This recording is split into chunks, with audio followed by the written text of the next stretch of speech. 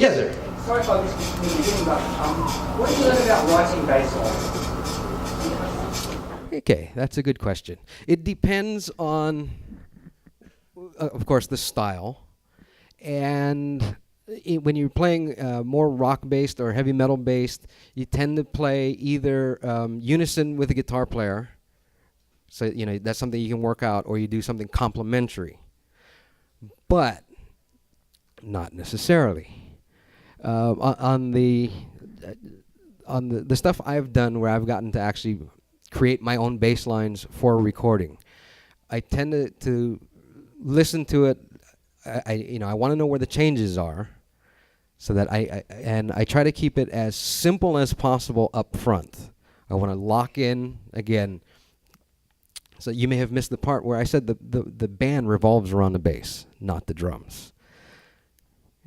Actually, that reminded me of something else. So you want to start out relatively simple and build from there. Okay, but if you're writing originals, really it's whatever you want to do. There's no real rules when you're writing originals. But you don't want to cross genre boundaries too hard. And if you're writing folk music, you don't want to be doing death metal speed lines on the bass and everybody else is just doesn't work.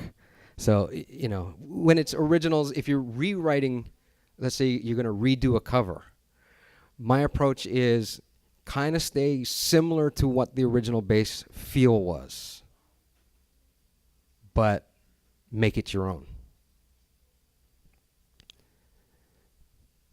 Okay. One more T, and I'm going to be really short on this because this could take days. Theory. We're only going to deal with two things with theory: major and minor. What I hear from some bass players is you're doing a minor chord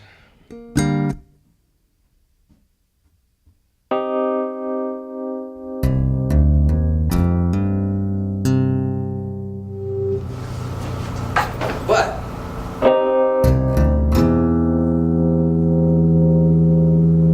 don't cut it.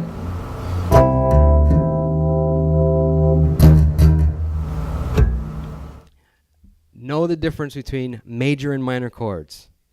Everything else initially doesn't matter. You're going to start playing jazz, yes, you need to know what a diminished chord is. You need to know everything. Flat 9 becomes important. When you're playing just about anything else and you're thrown into a situation where it's, hey, let's learn this song. If you can't figure out whether it's a flat 5, there's always a root. Just stay there and make a groove until you know what the next chord is.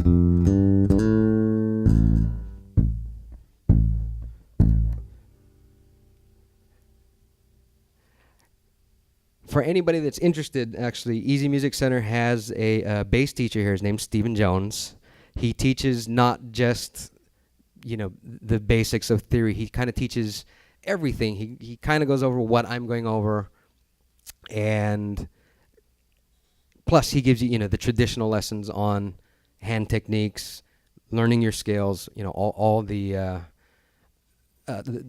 basics of theory, and he'll go as far as you need to go.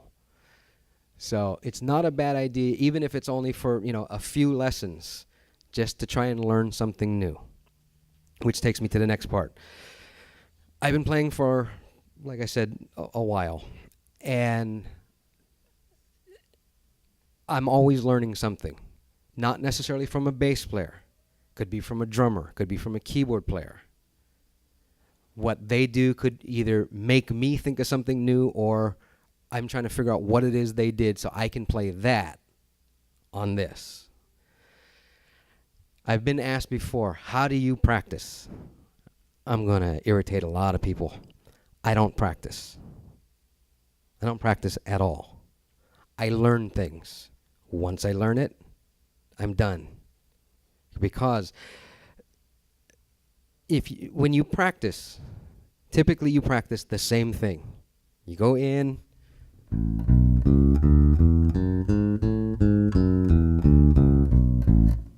And that's all you keep doing.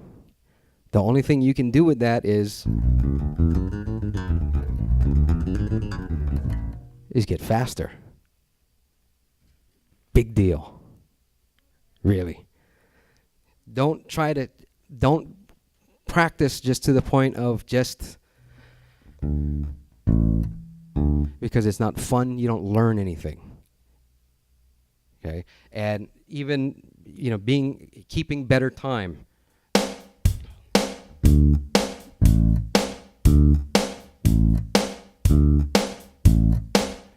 If that's how I practiced, I would have been bored. I would have stopped playing this a long time ago.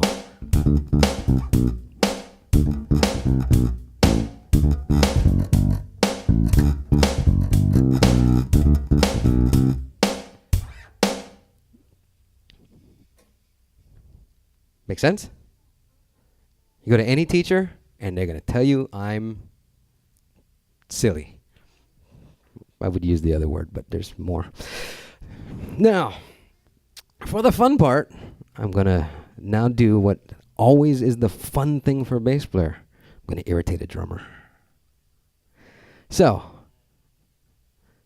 from Easy Music Center and like 30 other bands around town and a whole bunch of shows, ladies and gentlemen, your original masters of ceremony, please put your hands together for Mr. Chris Luke.